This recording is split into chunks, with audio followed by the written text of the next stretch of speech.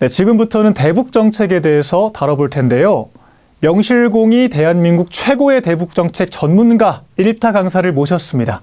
태용 의원님, 안녕하세요. 네, 안녕하세요. 네. 반갑습니다. 네, 제가 대북 정책에 대해서 궁금한 게 많아서 이것저것 질문을 또 좀 드리겠습니다. 일단 11번 문제, 네, 다음 중 국민의힘 대북 정책 기조에 대한 문제네요. 한번 해설해 주시죠. 네, 이 문제는요, 우리 당 정강 제10조 1, 2, 3항과 관련된 거기에 대한 이제 질인데요. 만일 이 시험에 내가 우리 당 정강을 모르고 참가했다라면 어쩔 거냐 이거잖아요. 그런데 이거 우리가 우선 첫째 질문을 잘 이해해야 돼요. 대북 정책 및 기조가 아닌 것은? 라고 물어봤거든요. 그럼 여기서 뭐이 아닐까? 우리가 단어를 잘 보면 우리가 흔히 듣는 뭐 비핵화, 비핵화 한다네. 그러니까 이거는 결국은 우리 당 기조와 맞는 거잖아요. 그 다음에 지속적인 교류 협력 확대 통해 경제 공동체. 언론에서 많이 나오던데 헷갈려요. 이게 우리 당 기조인지.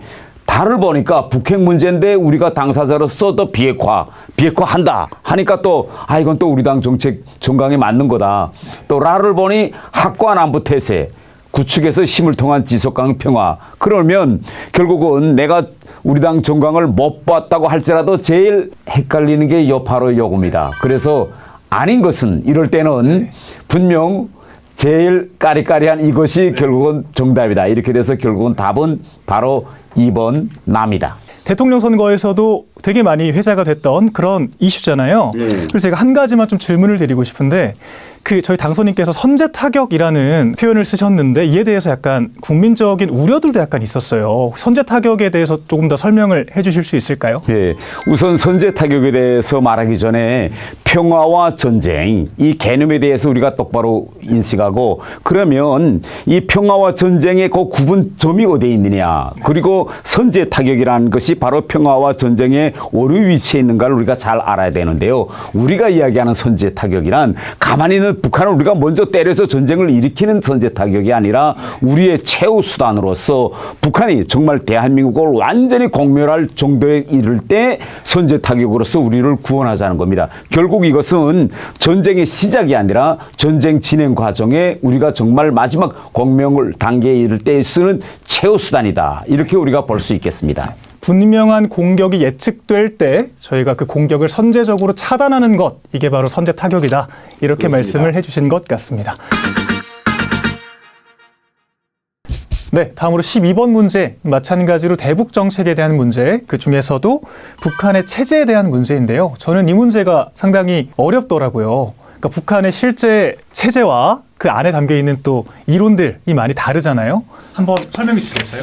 네, 지금 제목을 우리가 보면 북한 체제를 올바르게 이해하고 있는 사람 누군가 이렇게 되어 있거든요. 그러면 우리가 A, B, C, D를 볼 때 정말 나는 북한에 대해서 정말 몰라. 책 한 권도 읽은 적이 없어. 그런데 우리가 이거 자세히 들여다보면 알 수 있을 것 같아요. 자, 보세요. 1번에는 북한을 핵심 동료 적대 계층으로 분리했다고 했어요. 주민들을. 그런데 평등해. 그런데 분리라는 건요. 평등을 위하면 어떡할까요? 분리 안 하겠죠. 네. 그런데 분리해놓고 평등하다 하니까 우리가 얼핏 상식적으로 보면 이거는 아니다. 알 수 있습니다. 두 번째는요. 북한은 신종 왕조 체제가 아니라 일당 독재 체제의 사회주의 국가에 해당해.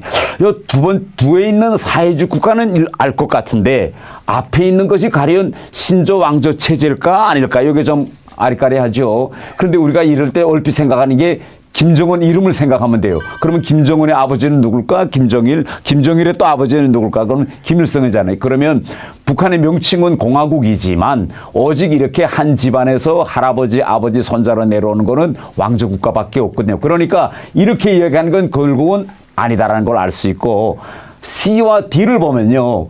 보세요. 체제 유지를 위해 반동사상 문화 배격과 교양보발법을 제정했다. 체제 유지. 그러니까 쉽게 보면 이건 옳구나라는 걸 알 수 있고 북한에도 선거는 있어요. 그런데 여기서 이야기하는 거는 당이 지명하는 단일 후보가 나온다. 이렇게 됐습니다. 우리처럼 여러 후보가 나오지 않고 단일 후보가 나오는 건 맞거든요. 그래서 우리가 보면 상식적으로 질문만 잘 들어보다 보아도 결국은 옳게 이해하고 있는 건 C와 D라는 걸 우리가 쉽게 알 수 있겠습니다. 제가 알기로 북한에도 당이 있잖아요. 예. 근데 우리나라처럼 이제 민주주의 국가는 여당과 야당이 있는데 예. 북한에도 야당이라는 개념이 있을까요? 북한에는 야당이라는 개념이 없습니다. 왜 없는가 하면요. 야라는 거는 영어로 말하면 opposition, 반대하기 위해서, 견제하기 위해서 있는 것이 야입니다. 야당. 그런데 북한에는 야당이라는 건 없어요. 있으면 어떻게 될까요? 단번에 숙청되겠죠. 망정이 아니겠죠. 그렇죠. 그래서 야당은 없고, 그러면 북한에서는 노동당 외에 다른 당들은 뭐라고 이야기하느냐? 우당이라고 합니다. Friendship Party. 예. 네, 정말 새로운 지식들을 많이 알아가는 시간인 것 같습니다. 네, 12번 문제 여기서 마무리하도록 하겠습니다. 네, 다음으로 13번 문제, 마찬가지로 대북 정책에 관한 문제입니다. 그 중에서도 이제 문재인 정부의 북한 인권 관련된 정책에 대해서 옳지 않은 것을 고르는 문제인데요. 태용호 의원님 한번 설명해 주시겠어요? 예. 북한 인권 정책에 대해서 우리가 물어본다면 많은 분들이 잘 모르고 계십니다. 그런데 우리가 TV를 통해서 신문을 통해서 어떤 뉴스를 접했는가를 우리가 잘 생각해 보면 이 문제 또한 쉽게 풀 수 있습니다. 자, 보세요. 북한이 전단 살포를 구실을 삼아서 남북 공동 연락사무소를 폭파했거든요. 근데 그때 뉴스에서 엄청 떠들었던 것이 왜 문재인 정부는 그럼에도 불구하고 항의나 폭파에 따른 배상 청구권을 하지 않고 아예 북한의 김여정 하명법이라고 하는 대북전단 금지법을 만들어서 바쳤느냐 엄청 언론에서 떠들었거든요. 그러니까 우리가 딱 보면 아 이거는 팩트야라는 걸 우리가 잘 알 수 있습니다.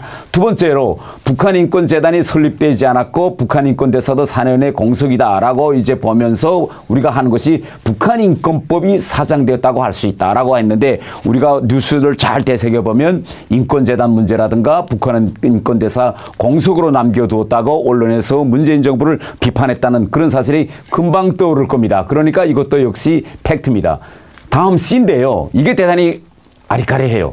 탈북 여성들이 북한을 탈출한 다음에 중국에서 체류하면서 숨어 살면서 중국 남성과 결혼해서 난 애들이 있습니다. 그런데 이 애들이 어머니를 따라서 한국에 이제 오는 경우가 많은데 그럼 그 애들에 대해서 부모, 어머니 국적이 대한민국 국적이라고 해서 그 자녀에게도 양육 가산금이 지불되느냐? 아주 애매하죠. 네. 이럴 때 우리가 다른 다문화 가정은 어떻게 할까? 이렇게 비교해보면 이것도 답변을 알 수 있습니다. 가산금을 지불했어라고 주장하는데 이것은 결국은 아니다는 사실을 우리가 알고 있고 자, D인데요. 이건 뭐 우리가 언론에서 흔히 문재인 정부가 지난 3년간 공동 결의안 이게 채택될 때마다 참여하지 않았다는 건 언론에서 거의 매일 보도되고 있는 것입니다. 그래서 쉽게 우리가 유추해 볼 수 있는 것은 잘못 평가하는 건 바로 이 C다라는 걸 우리가 알 수 있겠죠.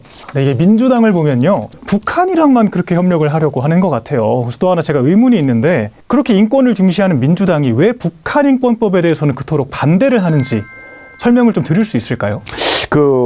우리 대한민국의 좌파들은 대단히 이상한 이제 인권관을 가지고 있습니다. 예. 대한민국에서 가지고 있는 이 인권 문제에 대해서는 대단히 목소리를 높이고 있는데 같은 보편적 기준을 휴전선 이북에다 적용하는 거는 반대하고 있어요. 이게 뭐냐면 우리 남북관계 문제라든가 우리 민족의 통일 문제를 당사자인 북한 주민들하고 해결하는 것이 아니라 북한 김정은 정권과 어떻게 대화를 잘 해서 풀어보려고 하거든요. 그런데 북한 인권 문제의 본질은 가해자는 북한 정권이고 피해자는 북한 주민입니다. 그런데 이 민주당과 이 좌파 세력에서는 가해자를 불편하게 하면 안 된다. 이런 아주 호황한 논리를 가지고 북한 인권 문제를 접하고 있거든요. 그래서 저는 이게 대한민국의 이 좌파들은 진정한 의미에서의 좌파도 아니고 진보도 아니다. 저는 항상 이렇게 이야기하고 있습니다. 정말 모순적인 관점을 견지하고 있는 그런 민주당인 것 같습니다. 네, 다음 14번 문제는 외교안보에 관련된 문제인데요. 민주당 정부 들어서 한미동맹이 상당히 약화되었다는 그런 지적들이 많아요. 네, 그래서 이번에는 한미동맹의 현황에 대해서 잘못 지적한 것을 고르는 문제입니다. 의원님 한번 설명해 주시죠. 예, 총 4가지 문제인데요. 지난 5년간 문재인 정부의 한미동맹을 그 흐름을 잘 보셨다면 쉽게 답할 수 있는 문제라고 생각합니다. 첫 번째는요, 2019년부터 한미연합이 폐지됐거나 축소되었다. 이건 뭐 언론에서 계속 보도된 거기 때문에 쉽게 알 수 있으리라고 생각합니다. 옳지요, 팩트. 두 번째는 임기 중 미국 대사의 공석 문제. 이명박 정부 때 2개월, 박근혜 정부 때는 5개월, 문재인 정부는 1년. 이것도 언론에서 엄청 떠들었기 때문에 팩트입니다. 세 번째 좀 보세요. 코드사나 백신 기후변화 신기술 워킹그룹에 적극적으로 참여하여 정식 가입하였다. 이게 좀 아리까리하거든요. 이게 어느 게 맞을까? 그런데 우리가 뒤집어 놓고 생각해 보면, 자, 지금 문재인 정부에서 계속 이야기하는 게 뭡니까? 뭐 안미 경중, 외교에서의 전략적 모호성, 그다음에 이거 코드 문제와 관련해서는 정의용 장관이 계속 이야기하고 있는 것이 미국에서 정식 가입을 요청하지도 또 요청을 받은 적도 없다. 이거거든요. 그런데 여기에서는 적극적으로 참여하여 정식 가입하였다. 그러니까 이거는 팩트가 아니라는 걸 우리가 쉽게 알 수 있고요. 자, 네 번째 마지막으로 한미 방위비 분담 특별협정 협상이 결렬되면서 주한 미군 항공인 근로자 무급휴직 상태가 발생했다. 이건 뭐 언론에서 많이 떠들었기 때문에 쉽게 알 수 있다고 생각합니다. 그래서 결국은 답은 바로 3번입니다. 저희 당선인께서는 이제 쿼드 플러스에 적극적으로 가입을 하겠다, 한미동맹을 강화하겠다라는 의지를 천명을 하셨잖아요. 이 쿼드 가입이 한미동맹에 구체적으로 어떤 변화를 가져올 거라고 보세요? 예, 지금까지 한미동맹은 기본적으로는 안보에 기초한 안보동맹이었습니다. 그러나 지금 현재 국제정세는 지금 아주 다양하게 변하면서 단순한 안보동맹만 필요한 것이 아니라 경제적 문제, 또 새로운 이런 첨단 기술 문제, 보건 문제 등 여러 분야에서 협력을 요구하고 있습니다. 바로 그 모든 것을 한 바구니에 다룰 수 있는 것이 바로 코드입니다. 그래서 당선인께서는 앞으로 대한민국이 이 코드에 적극적으로 참여해야 된다고 말씀하신 겁니다. 네, 쿼드 가입이 정말 한미동맹의 중요한 그런 계기가 될 것 같습니다. 네, 다음으로 15번 문제를 한번 풀어보겠습니다. 이제 안보라는 것이 과거에는 군사력만을 의미했다면 이제는 경제, 이제 외교력과 같은 여러 가지 측면에서의 안보를 다루게 되는 것 같아요. 이제 그에 대해서 이 경제 안보의 중요성에 대해서 물어보는 이런 지문인데 태용 의원님 한번 설명을 해주시겠어요? 예, 최근에 이 경제 안보란 말을 우리가 많이 하고요. 특히 우크라이나 전쟁이 일어난 다음 우리 국내에서도 물가가 지금 상승하고 있고 전 세계적으로 보면 식량이라든가 유류라든가 물가가 대폭 지금 상승하고 있습니다. 그래서 많은 사람들이 이거 우크라이나 전쟁하면 먼데 있는 전쟁인 줄 알았는데 이 우크라이나 전쟁의 영향이 내 밥상위에까지 미쳐오네 라고 많은 분들이 이야기하거든요. 그러면 우리가 상식적으로 접근해 봅시다. 1번은 결국은 외교 안보적 요인을 고려하지 말고 경제만 뭐 생각하자 이런 거잖아요. 그러니까 결국은 이거는 틀리다는 걸 알 수 있고 2번도 협력 체계를 구축하기보다는 우리의 독립적인 체제를 구축한다. 이것도 우리가 맞지 않거든요. 그러니까 우리가 알 수 있고 3번을 보면 이번에 우크라이나 사태를 우리가 뒤돌아보면서 알 수 있는 거는 여러 가지 장관회의든 차관급 전략대화든 통해서 전략물자 수급 협의를 활성화하자. 이거는 우리가 지난 중국 여소수 사태를 통해서 필요하다는 걸 알았기 때문에 이건 옳은 일이다라는 걸 우리가 알 수 있고 4번째 보면요. 국가 정상 간의 전략 대화를 활성화하면서 뭐 말하다가 갑자기 투자보다는 경쟁을 우선으로 하자 이렇게 된 거죠. 그러면 투자보다는 경쟁 이러면 결국은 경제 안보학은 틀리거든요. 그러면 여기서 우리가 쉽게 알 수 있는 거는 바로 전략물자 수급 협의를 활성화하자. 이 3번이라는 걸 우리가 알 수 있습니다. 네, 이제 경제적인 협력의 중요성에 대해서 묻는 질문이었던 것 같습니다. 근데 의원님 최근에 우크라이나 전쟁에서 젤렌스키 대통령이 우리나라에서 도움을 요청한 연설을 한 적이 있잖아요. 근데 이게 의전상으로 본회의장에서 진행을 해야 됨에도 불구하고 국회 도서관 대강당에서 진행을 했고 많은 의원분들이 참석을 또 안 해주셨어요. 그 실망하시는 지지자분들이 많으셨거든요. 혹시 이건 어떻게 지켜보셨어요? 저도 300명 국회의원 중에 한 명으로서 이번에 우리 국회에서 있었던 이 우크라이나 대통령 연설 이 장면을 대단히 저도 아주 부끄럽게 생각합니다. 원래 우크라이나 대통령은 국가 원수입니다. 그러면 당당히 국회 본청에서 해야 되겠는데 국회 옆에 있는 도서관 청사에서 했고요. 300명의 국회의원 중에서 여분밖에 참석하지 않았고 다른 선진국들에서 흔히 볼 수 있는 기립박수라든가 이런 것도 없었습니다. 그래서 저는 이렇게 생각해요. 최근에 정치인들이 입만 열면 선진국, 뭐 중견국 이런 말을 하고 있는데 현실적으로 우리 정치 문화는 선진국에 비해서 많이 후진적이라는 걸 알 수 있습니다. 이번 상황을 통해서 우리 정치인들도 이 대한민국의 정치 문화를 좀 바꾸고 우리 대한민국이 선진국의 일원으로서 적극적으로 그리고 이 다른 나라에서 일어나고 있는 국제적인 정세에 더 많은 관심을 저는 돌려야 한다고 생각하고 있습니다. 네, 저희 경제 안보 물론 중요하지만 저희가 그 경제 안보에만 매몰돼서 더 중요한 가치들을 잊어버리고 있는 것은 아닌지 한번 돌아보는 계기가 되었으면 좋겠습니다. 예, 우리도 이제는 선진국 또 중견국이기 때문에 도덕적인 문제, 가치적인 문제에 눈길을 돌려야 할 때라고 저는 생각합니다.